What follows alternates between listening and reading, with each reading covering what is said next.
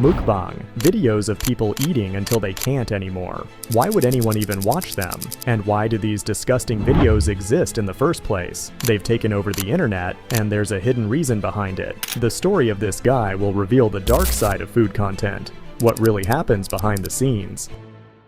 I'm sure you've come across a video of someone devouring an insane amount of food. The food looks good, but they're eating sometimes around 10,000 calories in one sitting. That's literally what I eat in 5 days, and they're eating it all in one YouTube video. It's called Mukbang, or Mukbang. But why does this content even exist? Well, the reason might shock you. Because there's an entire science behind mukbang. It's not something simple. Mukbang is a phenomenon that has influenced half the videos you see, like food blogger videos. Why are they successful? Where do they even come from?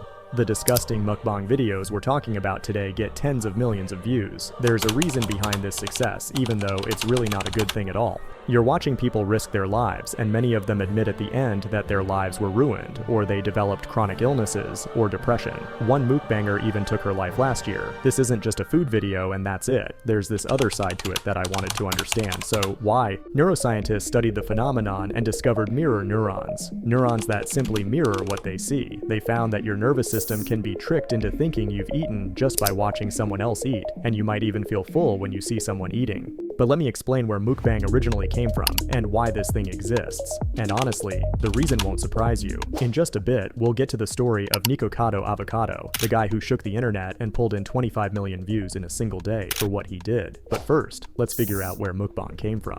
In 2009 to 2010, there was a streaming platform that started gaining a lot of popularity in South Korea called Africa TV.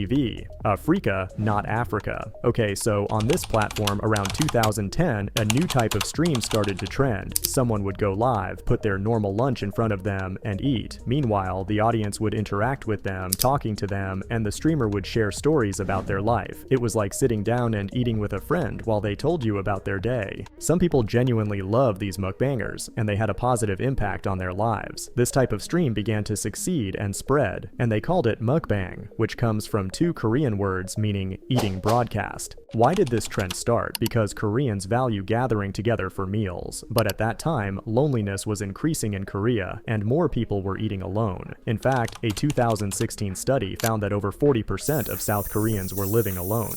This is happening all over the world, and it got even worse during the pandemic. Today, we're at the highest point of loneliness in history, with more people eating alone than ever before, and that's why mukbang became a thing.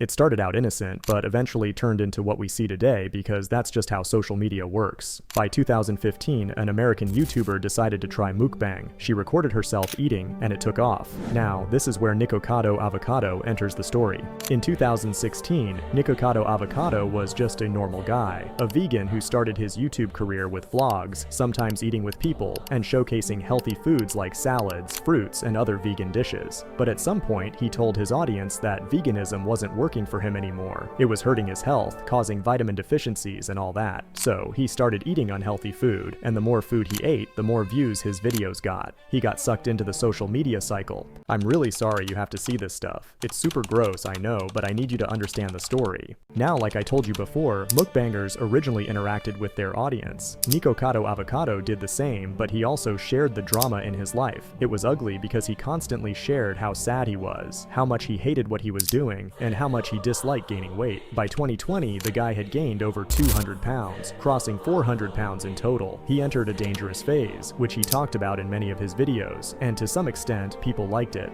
Why am I telling you that mukbang has a dark side? Because it taps into the voyeurism factor. I'm watching someone destroy their life right in front of me. Nikocado Avocado ruined his life in front of everyone's eyes. People saw him go from being a normal person to a disaster. Nikocado Avocado's situation kept getting worse, and 7 months ago, he stopped uploading videos on all 3 of his channels. Nothing.